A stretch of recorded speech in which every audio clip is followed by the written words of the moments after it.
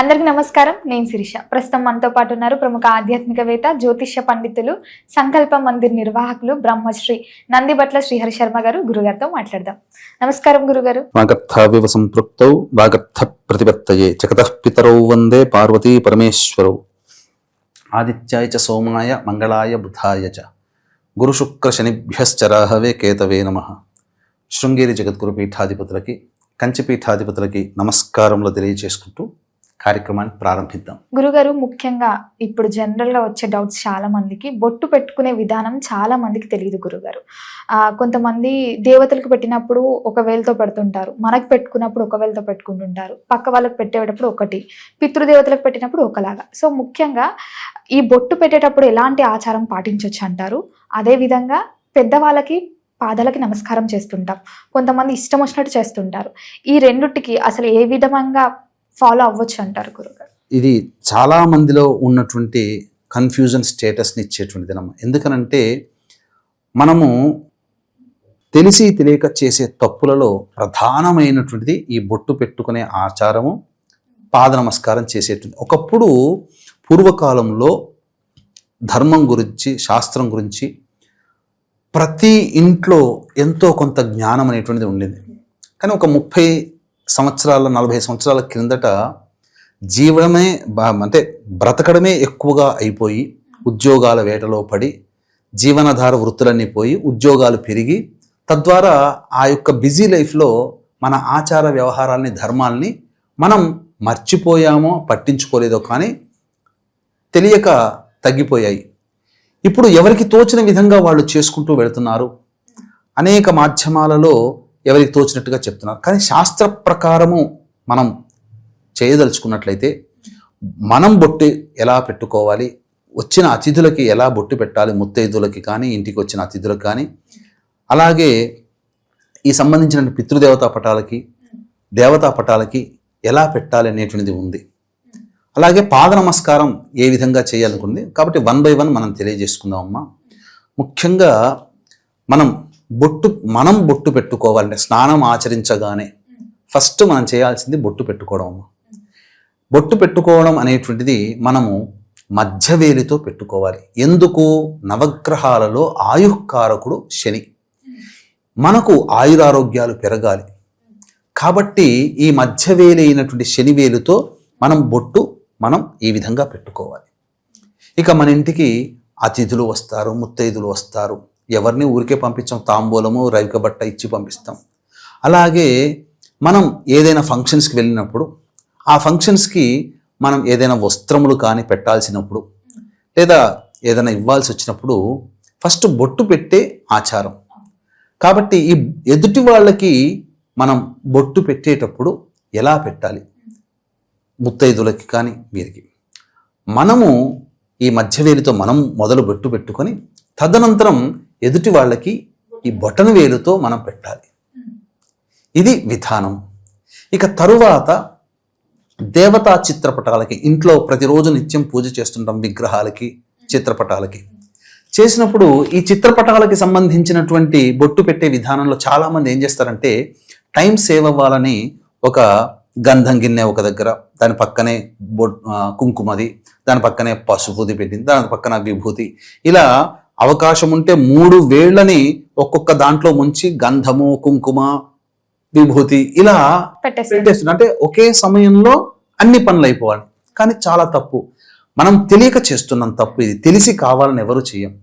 కాబట్టి దేవతా చిత్రపటాలకి ఎల్లప్పుడూ కూడా ఈ యొక్క రింగ్ ఫింగర్, మధ్యవేలుని, అనగా మధ్యవేలు పక్కన ఉంటుంది, ఈ యొక్క ఉంగరం వేలు అని అంటారు, వీటినే ఉపయోగించాలి. ఏముందమ్మా, మొదలు గంధంలో ఒక క్లాత్ మనం తొడ మీద పెట్టుకోవడం, గంధం పెట్టడం, ఆ చేతికి అంటే గంధాన్ని క్లాత్కి మళ్ళీ తుడిచేసుకొని వెంబడే కుంకుమ పెడితే, ఇదే వేలుతో కుంకుమ పెడితే అయిపోయా, పెద్ద విషయం కాదు ఇది. ఇక ప్రతి అమావాస్యకో, పెద్దవాళ్ళు మరణించిన తిథి రోజున ఆ యొక్క పెద్దవాళ్ళ చిత్రపటాలకి బొట్టు ఏ వేలుతో పెట్టాలి అంటే చూపుడు వేలుతోనే ఆ పెద్దవాళ్ళకి పెట్టాలి. అందుకే పిండ ప్రధాన కార్యక్రమాలు చేసేటప్పుడు ఆ పిండాలకు బొట్టు పెట్టండి అన్నప్పుడు విభూతిని, పంచగవ్యాన్ని, అనగా పుట్టమన్ను, ఆవు పేడ, ఆవు నెయ్యి ఇలా కలిపినటువంటి దాన్ని ఈ వేలుతో అద్దుతారు పిండాలకి. అంటే పితృదేవత సంబంధమైన చిత్రపటాలకి ఈ వేలే పెట్టాలి, చూపుడు వేలు. చూపుడు వేలుతో. ఇది విధానము. ఇక సంబంధించిన పాద నమస్కారానికి, ఈ పాద నమస్కారానికి వచ్చేసేసరికి చాలామంది తప్పులు చేస్తున్నారు. ముఖ్యంగా ఒకప్పుడు సశాస్త్రీయమైన విధానాన్ని అనుసరించారు, కానీ సీరియల్స్, సినిమా రంగము మామూలు అప్పుడు క్లోజప్ పెట్టరమ్మా. ఆ షాట్ ఉంటుంది కదా, ఏంటి పాద నమస్కారం చేసే షాట్ని జూమ్ ఇన్ చేసేస్తారు.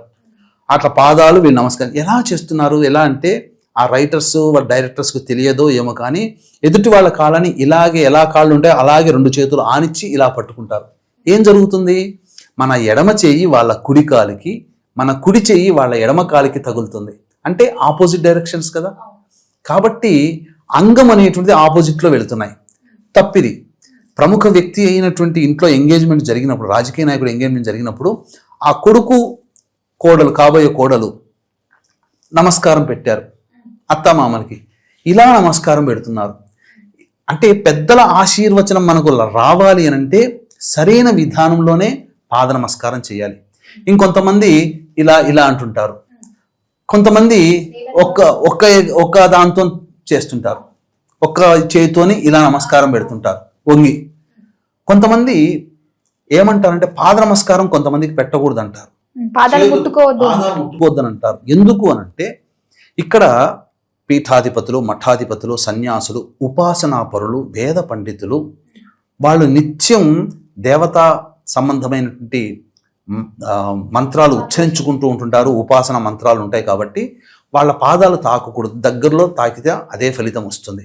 ఎందుకంటే మన కర్మంతా వాళ్ళకి వెళ్ళిపోతుంది, వాళ్ళ పుణ్యం అంతా మనకు వస్తుంది. అందుకని దూరంగా ఉండండి అని చెప్తారు.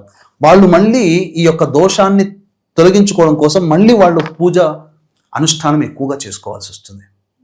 కాబట్టి అటువంటి వ్యక్తులకి దూరంగా ఉండి నమస్కారం చేసుకోవాలి. ఎలా నమస్కారం చేసుకోవాలి? మన ఇంట్లో పెద్దలకి ఎలా నమస్కారం చేసుకోవాలన్నప్పుడు మన ఎడమ చేయి వాళ్ళ ఎడమ కాలికి, మన కుడి చేయి వాళ్ళ కుడి కాలికి తాకి ఇలా మన కంటికి అద్దుకోవాలి.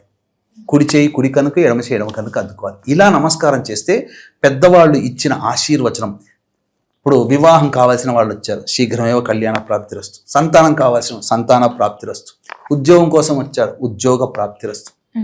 ఒక ఇల్లు కట్టుకోనుకున్నాం, వచ్చే సంవత్సరం ఈ రోజు కల్లా నువ్వు ఇల్లు కట్టుకోవాలరా అబ్బాయి అని చెప్పి దీవిస్తుంటుంటారు. వచ్చే సంవత్సరానికి ఇలా ప్రతి దాంట్లో పెద్దల ఆశీర్వచనం కలుగుతుంది కదమ్మా. ఇది మనకు అందాలి అని అంటే మనం మన ఎడమ చెయ్యి వాళ్ళ ఎడమ కాలికి, మన కుడి చెయ్యి వాళ్ళ కుడి కాలికి నమస్కారం చేసుకోవాలి. ఎట్టి పరిస్థితుల్లో పీఠాధిపతులు, మఠాధిపతులు, సన్యాసులకి, అలాగే ఉపాసనాపరులకి, వేద పండితులకి దూరంగా, కాళ్ళకి దూరంగా వాళ్ళ ఎడమ కాలి దగ్గర మన ఎడమ చేయి ఉండాలి. వాళ్ళకి తాకకూడదు కాళ్ళకి. మన కుడి చేయి వాళ్ళ కుడి కాలికి దగ్గరగా ఉండి ఇలా నమస్కారం చేసుకోవాలి. ఇది విధానం.